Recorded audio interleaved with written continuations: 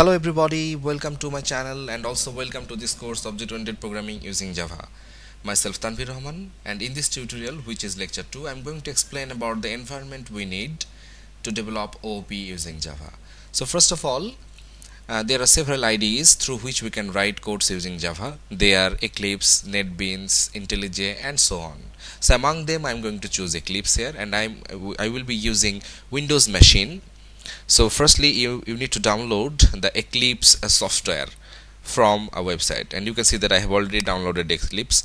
And also you need ZDK to write codes using Java, so you have to download ZDK too. So let me show you how you can download it.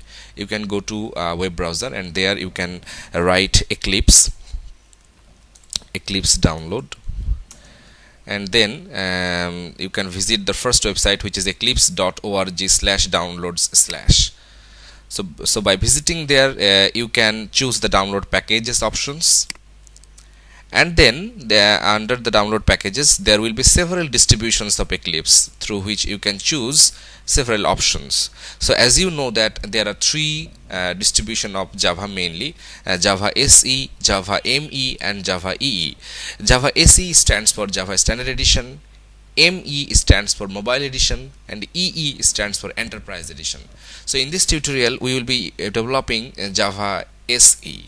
So Java Standard Edition, which means we have to download the Eclipse IDE for Java developers only. As the operating system of this machine is 64-bit, so I'm going to click on 64-bit version. If you have a Windows with 32-bit operating system, then you may choose 32-bit version of it. Anyway, so I'm going to click on 64-bit, and as I stated earlier that I have already downloaded it, so I'm going to skip this step. Okay, so now I am moving forward to ZDK. So in order to download ZDK, you have to write ZDK in a web browser and press enter, and then you may find the first website, that is Java SE downloads, which is a website of Oracle. And then after visiting the website, you may find that there is an option to download the ZDK, Java Platform ZDK 10. Then you have to click on the download button, and then you have to accept the license agreement, and after that you have to choose the exact distribution of ZDK. As we are from Windows, then we have to click on this, and after clicking this, the download of ZDK will be started. And I have already downloaded these two things, as I stated you or shown you earlier. So these are the two things that I have downloaded, and you need to download it too in your machine, and then you have to extract the Eclipse distribution here, and then it is going to take some time. And while it is taking time, let me install the ZDK. So I'm double clicking on ZDK, so it is getting some time, so we better wait. So okay, fine. So it is an user account control, we have to click yes, and then the download will be started, and it will take some time. Anyway, we have to be patient enough, because in programming it requires huge amount of patience. You all know that.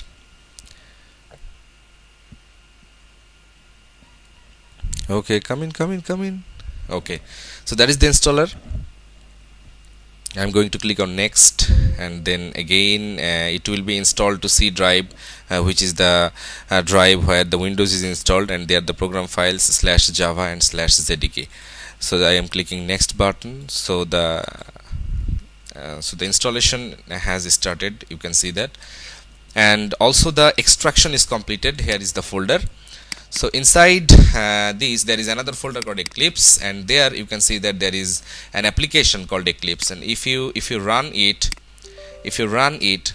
then you may find a warning saying that a Java runtime environment or Java development kit must be available in order to run Eclipse. No Java virtual machine was found after searching the Windows locations.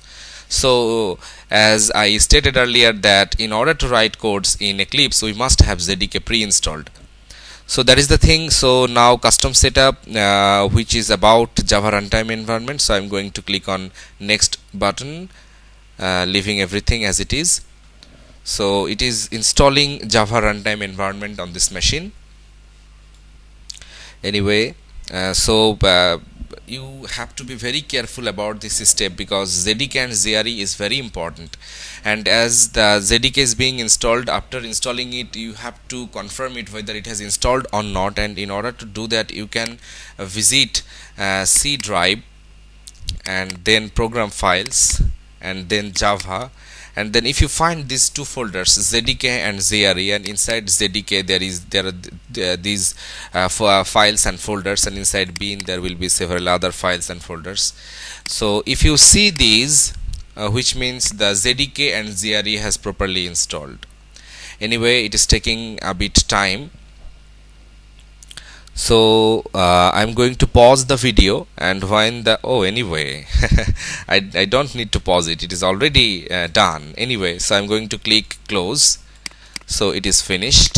So ZDK and ZRE has been successfully installed on this machine. If we click on Eclipse right now, run as administrator, and yes, if you can double click it too. So I think now there will not be any error. So this is the environment, which is Eclipse and ZDK. We need both of them to write Java codes and run those codes properly. So it is taking a bit time because it is the first run, so we better wait. Oh, come, please come. It's coming.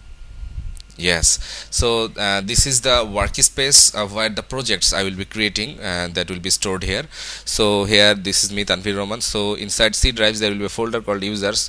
Under that there will be a folder Tanvir Rahman. Under that Eclipse workspace. So inside this folder, all of the projects I will be creating will be stored.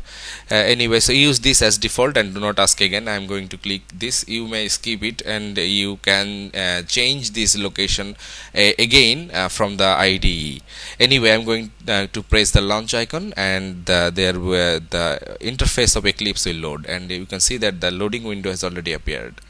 So as it is the first run, it is taking a bit time, and as time goes on, it will not take this kind of time, or you have to wait again if it is not the first run. So anyway, so we can again wait for the interface to come or appear. Anyway, I am waiting.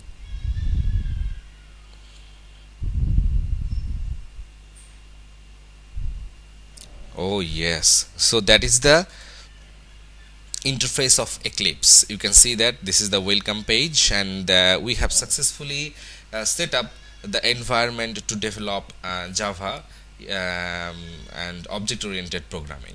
So thank you for watching. This is Tanvir Rahman signing out.